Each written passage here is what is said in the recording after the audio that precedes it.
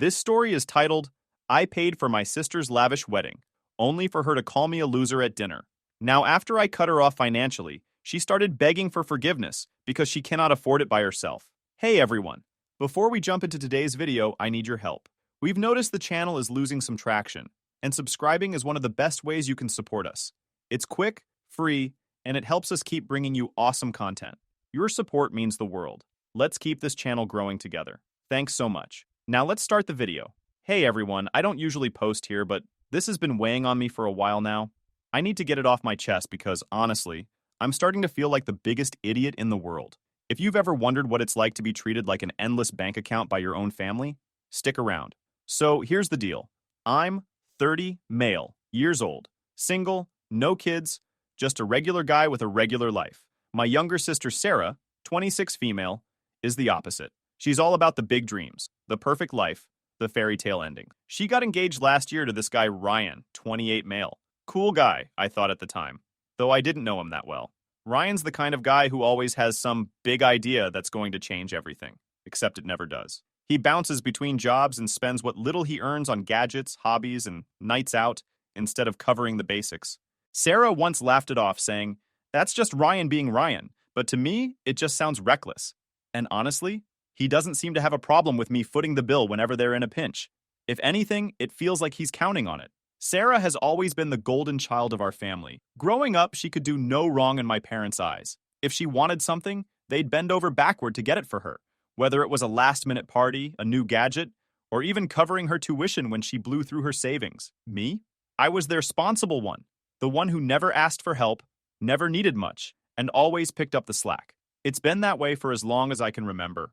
When Sarah announced her engagement, my parents acted like it was the best thing to ever happen to our family. I was surely happy for her, but the way they went on about it, you'd think she'd solved world hunger or something. Then came the wedding planning. It started off innocent enough. My mom called me one evening. "Hey honey," she started. "I was just talking to Sarah about her big day, and she thought it'd be nice to chat with you." I figured it was just wedding talk. Maybe she wanted advice about venues or colors, or knowing Sarah, just someone to gush to about how perfect everything was going to be. So I said, "Sure, tell her to call me." But then my mom hesitated. "Well, actually, we thought it'd be better to talk now, together," she said. That was my first red flag. My mom's not one to beat around the bush unless there's something she knows I won't like. I asked her what's going on. "Well," she began, "you know how much this wedding means to Sarah. She's been dreaming about it forever, and she really wants it to be special." "Of course," I said. "That's great. I'm happy for her." There was a pause. "She's got so many ideas," my mom continued, clearly stalling. "She's thinking about a live band, custom invitations, maybe even a little surprise for Ryan during the ceremony. She's really putting her heart into it." Then she finally said it. "But, you know," my mom added, her tone shifting slightly, "weddings are expensive. She's doing her best, but there's only so much she can manage on her own. And, well, we're a little tight right now, too." I figured this wasn't about advice or gushing. This was about money. "So, what are you saying?" I asked, though I already knew. "Well, Sarah was hoping you might be able to help out a little." "Help out how?" I pressed. She said vaguely, "Just with a few things here and there, like the venue deposit or maybe part of the catering. Nothing too big." Aha! This wasn't helping out in the sense of lending a hand with decorations or offering to pick up guests from the airport. This was financial help, the kind that wasn't going to be a little anything. "She really needs you," my mom added, "and you've always been so responsible. We knew we could count on you to make her dream come true." It wasn't a compliment. It was a warning. I was expected to handle everything because I didn't have a family of my own to tie me down. That phrase made my blood boil every time. I didn't say anything for a minute, partly because I didn't know how to respond, and partly because I was already calculating how much this was going to cost me. "I'll think about it," I finally said, trying not to commit to anything. "Great," my mom said quickly, like she'd just closed a deal. "I'll let Sarah know you're on board. This is going to mean so much to her." At first, it didn't sound so bad. "The venue deposit," my mom said. "It's just a little something to get things rolling. You're so good with money, and you've been working so hard. We knew we could count on you." I didn't want to make it awkward, so I said yes. I thought, all right, this is my sister's wedding. It's one day, I can help. But here's the thing about saying yes. Once you start, it doesn't stop. First, it was the deposit, then it was the caterer, then the flowers, the photographer, the live band, and even the dress. I'm not exaggerating when I say her dress cost more than my car. I wanted to say no, but it was too late. Family supports family, my mom would chime in every single time. This is such a big moment for her. Don't you want her to have the wedding she's always dreamed of? By the end of it, I'd spent $50,000. Yeah, 50 grand. I drained my savings, maxed out a credit card, and picked up extra shifts at work to make it happen. All for one day. Every time I wrote another check, I told myself it was for Sarah's happiness. But with each payment, I felt a piece of myself slipping away. Was this what family was supposed to feel like? Sacrificing everything while they took it all for granted? A week before the wedding, Sarah called me in a panic. The band we wanted just raised their rates, she said, her voice frantic. I know you've already helped so much, but could you cover the difference? It's only $2,000, and I'll pay you back. Well, she never did. But by then, I was too far in to back out. I told myself it was just one last thing. What's another $2,000 after $48,000? But deep down, I knew the money was never coming back. However, the wedding itself, it was beautiful, and Sarah looked like a princess. Everyone had a great time. Everyone except me. As I arrived at the venue, my mom cornered me immediately. Make sure you're around to help with the kids during the reception, she said, as if I wasn't already doing enough. It hit me then. I wasn't just a guest at this wedding. I was the unpaid staff. And as I sat at the table in the back, watching everyone else have fun, I wondered why I'd ever agreed to any of it in the first place. After the wedding, I thought I could finally breathe again. I figured Sarah and Ryan would settle into their new life, and I could start focusing on rebuilding my savings. I mean, I'd already done my part, right? Wrong. The first sign that things weren't over came about a month later when Sarah called me. Hey, big brother, she said. I hate to ask, but we're running a little tight this month. Could you help us out with rent? I froze. What do you mean you're running tight? Didn't you just get a bunch of money from the wedding gifts? Oh, well, yeah, she said, laughing like it was no big deal. But we used most of that for the honeymoon. And, other stuff. I wanted to say no right then and there, but I hesitated. Sarah sounded so casual about it, like it was just something brothers did. And once again, she pulled out the "You're my big brother" card. So I caved. I sent her enough to cover her rent for that month, convincing myself it was just a one-time thing. It wasn't. The requests kept coming. Rent one month, utility bills the next. At one point, she asked me to cover a car payment because Ryan had a slow week at work. Every time I started to push back, she'd get upset. You're acting like this is a big deal, she'd say.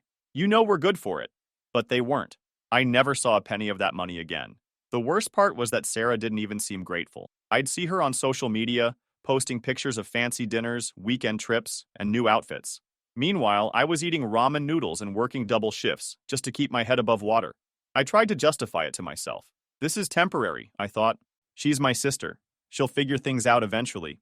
But deep down, I was starting to feel like an ATM. Then came the family dinner, the one that changed everything. Family dinners were supposed to be casual, a chance to eat some good food, catch up, and laugh a little. But this one, it was anything but. I don't know why I even went. My parents had been on my case about coming, saying stuff like, "It's been too long since we all sat down together, and Sarah and Ryan will be there. Won't it be nice to catch up?" I wasn't thrilled. I'd been avoiding family stuff for a while, trying to dodge the endless guilt trips and money requests. But eventually, I gave in. I told myself, how bad could it be? When I walked into my parents' house, the atmosphere wasn't warm or welcoming. It felt weirdly tense. Sarah and Ryan were already sitting at the dining table, looking way too comfortable, like they owned the place. "Hey, big spender," Sarah said as soon as she saw me. And I swear, I felt my blood pressure spike. "Sarah," I said, forcing a smile. "Ryan." I sat down, trying to keep my cool. The small talk started, mostly my mom and Sarah chatting about random stuff. Her hair appointment, Ryan's new shoes, the weather. I just sat there. "So," my dad said, finally looking at me. "How's work been?" "Busy," I said. It was the truth, but I didn't feel like elaborating. "Yeah," Sarah added, smirking. "I don't know how you do it. All those hours, all that stress. I'd be exhausted." Ryan chuckled. "Seriously, dude, you're like a machine. Always working, never stopping. Makes me tired just thinking about it." I clenched my jaw. I could feel my nerves fraying, but I told myself to let it go. It wasn't worth it. Halfway through dinner, Sarah casually dropped a bomb. "So, Ryan and I have been thinking about buying a house." My parents' faces lit up. "Oh, that's wonderful," my mom said. "A house. That's such a big step." "Yeah," Sarah said. "We've been looking at a few places, but, houses aren't cheap. We'll definitely need some help with the down payment." She said it so casually, like it was no big deal. I didn't say anything at first, just nodded, waiting to see if she'd elaborate. But, of course, she didn't. She just looked at me expectantly, like I should know what she meant. My mom chimed in. It's such a great time to buy a house, though. Interest rates aren't terrible, and they've found this cute little place they love. I still didn't bite. I just kept quiet, pretending to focus on my plate. But they kept going. Sarah leaned in, a little impatient now. We're just so close to making it work, you know? We've been saving, but with Ryano, I should start connecting the dots.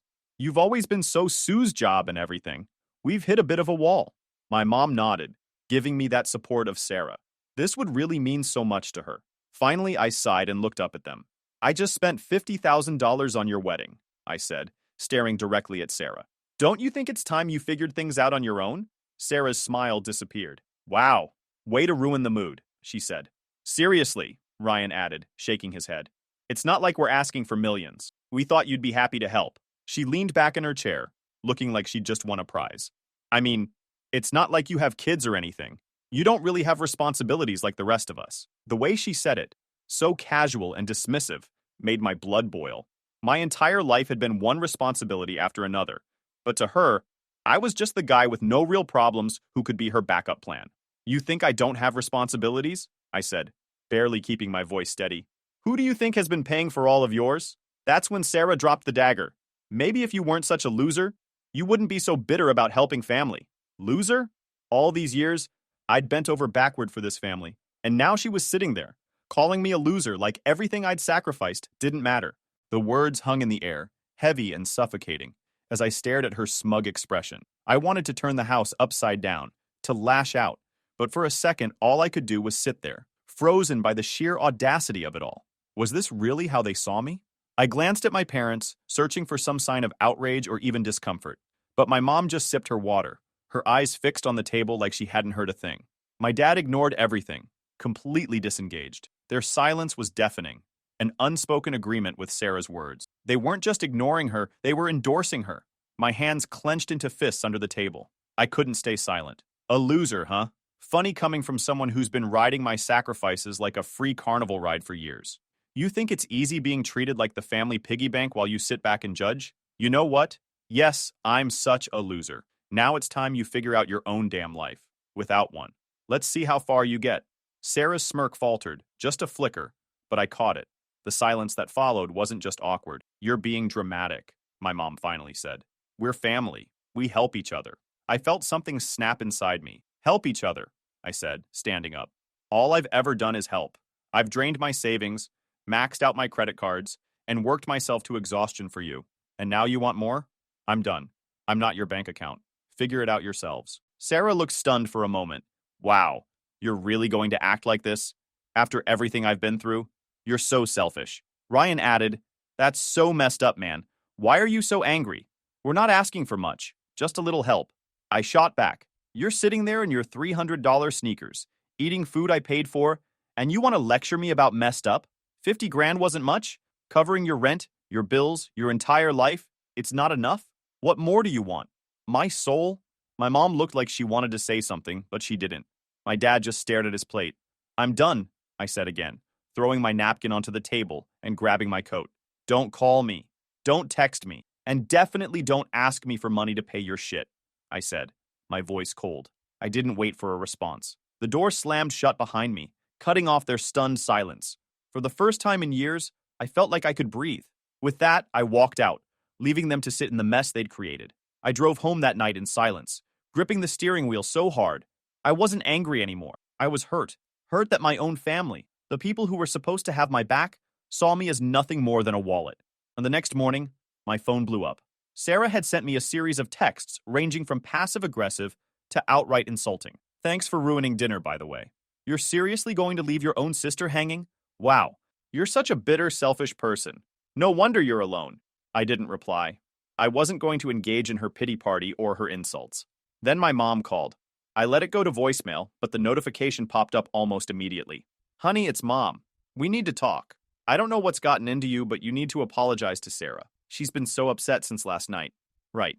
Of course I was the one who needed to apologize. The next voicemail was from my dad. You went too far? That was uncalled for. Sarah's been through a lot and you just walked out like that. You're better than this. Better than what exactly? I didn't call him back either. Sarah didn't stop. A GoFundMe link.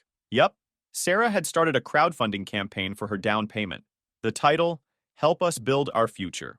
The description, a sob story about how unexpected circumstances had left them in need. She didn't name me directly, but anyone who knew our family could read between the lines. She raised a grand total of $75. I won't lie, I laughed harder than I had in weeks. I wanted to send her a message saying, maybe try being a decent person. It's free, but I figured it wasn't worth the energy. But things got even worse when I got a call from Sarah's landlord. Apparently, she'd stopped paying her rent and told him I'd cover it. She said you've always handled her bills, he said. She lied, I told him flatly. She's not my problem anymore. He didn't seem surprised. I guess even her landlord knew she was full of it. Then, because Sarah can never just let something go, she showed up at my apartment. She must have buzzed my doorbell 10 times before I finally answered. I asked what she want, already exhausted. She looked upset. The whole dramatic act. You can't just cut me off, she said. I'm your sister. Yes, I can, I replied. Her expression shifted from desperation to anger. How am I supposed to pay rent, or buy groceries, or figure it out, I interrupted. Get a job, make a budget, do what the rest of us do. I have a job, she snapped. Then maybe stop spending all your money on designer clothes and takeout, I shot back. You're not my responsibility, Sarah. I've done more than enough. You're being cruel, she said, tears starting to form. No, I said firmly. I'm being honest. You've taken advantage of me for years. I'm done. I shut the door before she could say anything else. I wasn't about to let her guilt trip me again. A few days later, I got a call from an unknown number. I didn't answer, but then I got a notification. I'd been served. Turns out, Sarah was suing me. Sarah had a knack for getting her way. If you hesitated, she'd either guilt you or twist the story to make you the bad guy. Like the time she convinced my cousin to skip a family trip because her kids would be too disruptive, only to turn around and call her selfish for not attending. I didn't see it then, but looking back, I should have known. If Sarah wanted something, she'd find a way to make you give it to her. I should have seen the lawsuit coming. Sarah's claim was ridiculous.